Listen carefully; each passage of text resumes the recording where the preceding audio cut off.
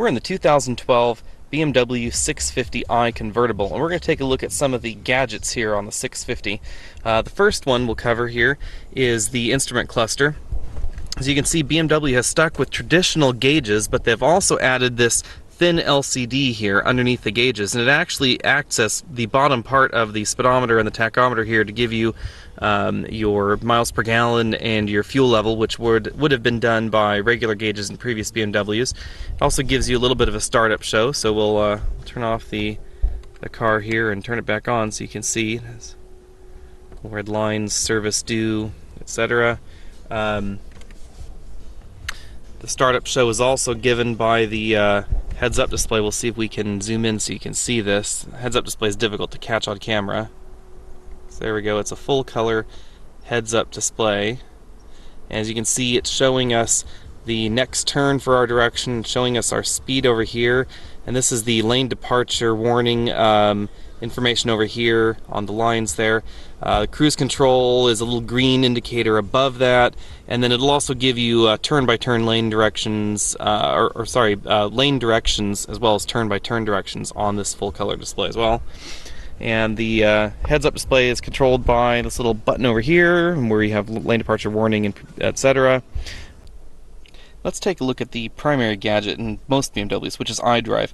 And as I'm a gadget nerd, I don't really have a problem with it at all, although a lot of people do complain about it being too complex. The basics here are this controller here, which moves side to side, up and down, turns as well as goes, in and out to select. We have back, we have option, we have our different modes here, radio, CD, menu, telephone, and nav. And those all control this very large screen up here. So although these may look like regular radio presets, they can actually be programmed to do anything in the system. And if you hover your finger over them, you'll see a little example on the display here that shows what this button does. You can see a large number of them are not assigned, but right now 8 is, what is number 8? 8 is engine oil level, so if we press 8, it'll take us right to engine oil level. 1 is a particular map perspective, 2 is a radio station. You can set them to be anything. 3 could be call my wife, and 4 could be set a destination, take me back home, that kind of a thing. They're all right there. Below that we have our dual zone climate control, which is nothing out of the ordinary. Well, let's dig into the meat of iDrive here, which is this gorgeous large screen. So I of course have my iPhone 4 plugged in, and you can either use the BMW provided Y cable, or you can actually use Apple's own white cable here.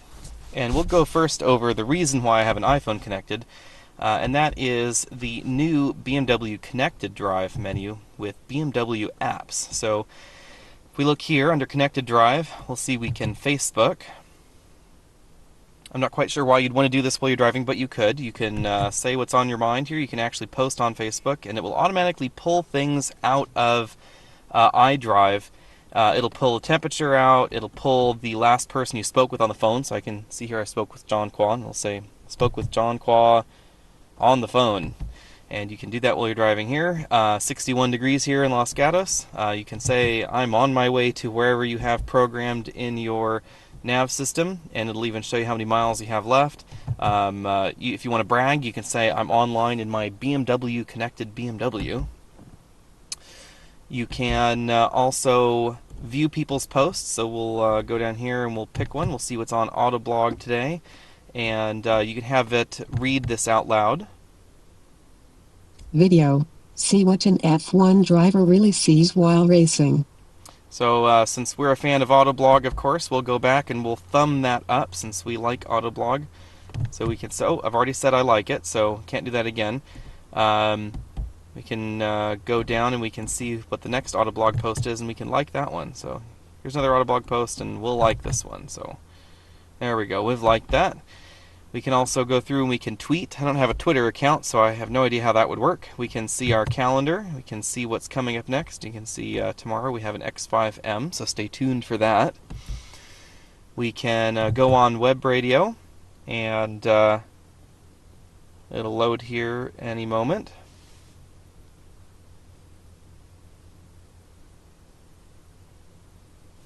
There we go. And playing out our 80s oldies tunes. Very much like Pandora, you can search for various stations that are online. You can search for local stations. You can search for top stations. All manner of stations are available. Going all the way back to the main iDrive menu. You can also use iDrive for changing the vehicle settings, heads-up display, your tone, your climate control, lighting, what you want sport mode to do, update your software, etc. We're going to go off and take a look at the multimedia features now, since this also is an iPhone connected. So since we have an iPhone plugged in, it will give us the album information from the iPhone. Turn on the radio.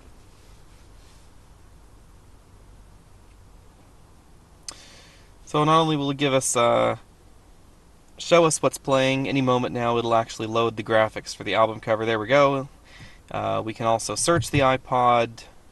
We can search by title. This isn't quite as easy as it is in Ford products, but the response of the system is very snappy. So you can scroll down to through your list there pretty easily. Our telephone functions over here, it supports Bluetooth telephone address book download, so you have access to your complete phone book on your phone.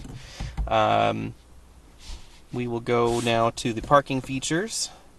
So you can see here we have front view cameras. These are cameras that are located, as this graphic indicates, in the front, near the front quarter panels of the vehicle, so you can see what's to the left and what's to the right of the vehicle. We also have an above view mode, which looks like a sort of God looking down at your car to help you park. So these are by cameras that are underneath, you can see my hand here, underneath the side view mirror there. This car also has Bmw Parking Assistance, so over here on the right, if there was a parking spot available, it would have a large P and it would show you where the parallel parking spot was. It would also parallel park for you. The system works extremely well. It works just about as well as Ford's system. It is, however, slightly more cumbersome than Ford's system to actually use. You have to go into this menu to do it. It's not just quite as easy as just pressing the one button like Ford's products have, but nevertheless it does it, and it will do it a whole lot better than the Lexus system, and the Mercedes system we just won't even talk about. One of the benefits of iDrive is that it has the split screen view, so right now we're not in split screen mode, so you can see that the menu takes up the entire screen, as do any of these functions, but you can also enable the split screen view so you can see something on the right, anytime you're doing something on the left. And you can actually change what the right side is at any time. You can have it be your onboard info, your trip computer. We'll have it be entertainment details, for instance, here, instead of a map view, and that will just sort of stick there regardless of what you're doing with the system, except for those parking cameras. The system also shows you what driving mode you're in: normal, sport, sport plus, or comfort in the 650i.